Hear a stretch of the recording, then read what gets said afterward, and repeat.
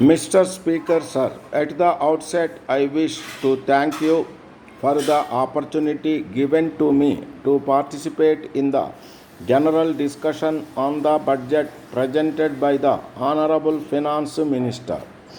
I am of the opinion that it would be good to deal with the major policy of the government which should be adopted in future for the welfare of the state.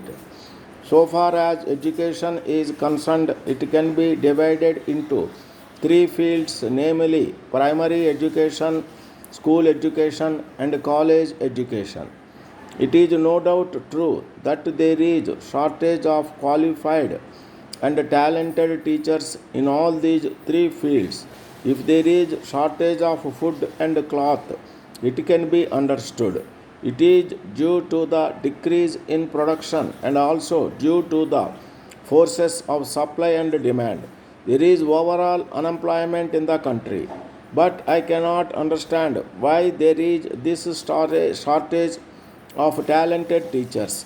In spite of the salary of teachers being raised, there is a feeling that it has not been raised in proportion to the rise in salaries in other fields. As a result, the talented men try to get employment elsewhere and they choose teaching profession as a last resort.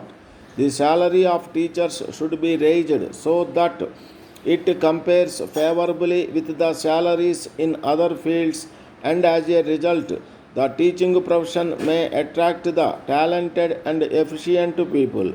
This will help to a large extent in solving the problem of shortage of qualified and talented teachers in the field of education.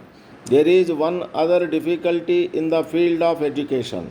There is no sufficient equipment by way of building accommodation. Some honorable members suggested that the number of students to be managed by one teacher might be increased to some extent.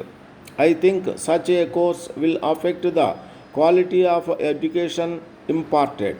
On the other hand, I am of the opinion that shift system may be introduced.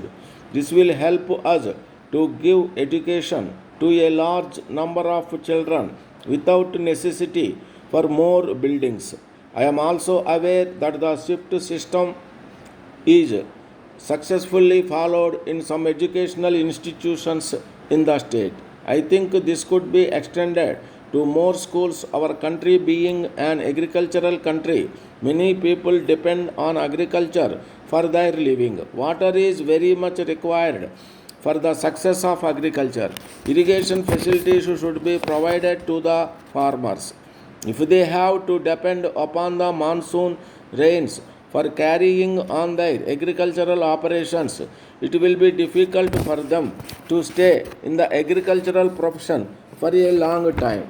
In these circumstances, we cannot prevent them from giving up agriculture and going over to some other professions.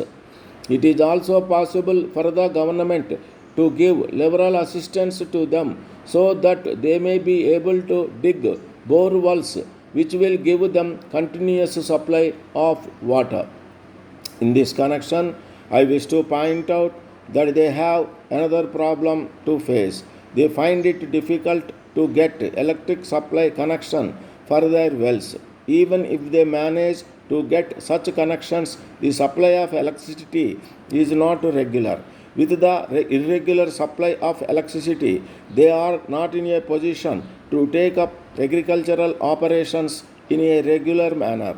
I therefore want to point out that production of electricity should be increased in all ways. All electricity connections to agricultural pump sets should be given liberally. The government should see to it that supply of electricity to the farmers in particular is regular to the extent possible. With these few words, I resume my seat. Letter from Indian Cotton Mills Limited, Mumbai to Messrs. Raman and Company, Chennai. Dear sirs, with reference to your kind letter of the 3rd instant, we are extremely sorry to ask for another extension of time to execute your order. When we asked for extension of time for the first time, there was strike by the workers which affected our production. Now that the labor problem has not yet been solved, the production has not reached its optimum level.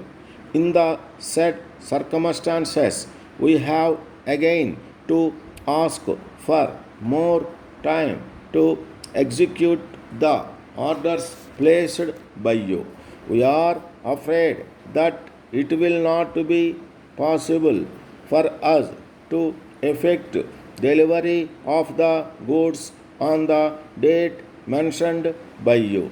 We can at the same time assure you that we will make our utmost efforts to execute your orders as early as possible. We hope you will realize that the delay in the supply of goods is due to circumstances beyond our control, and we shall very much appreciate if you can reply by return of post, giving us the additional time required. If you are in urgent need of the products within a short time, kindly inform us. We will procure the goods locally and send you the goods before the date stipulated by you in your last letter. We wish you success in your future endeavors and look forward to your early response in the matter. Yours faithfully,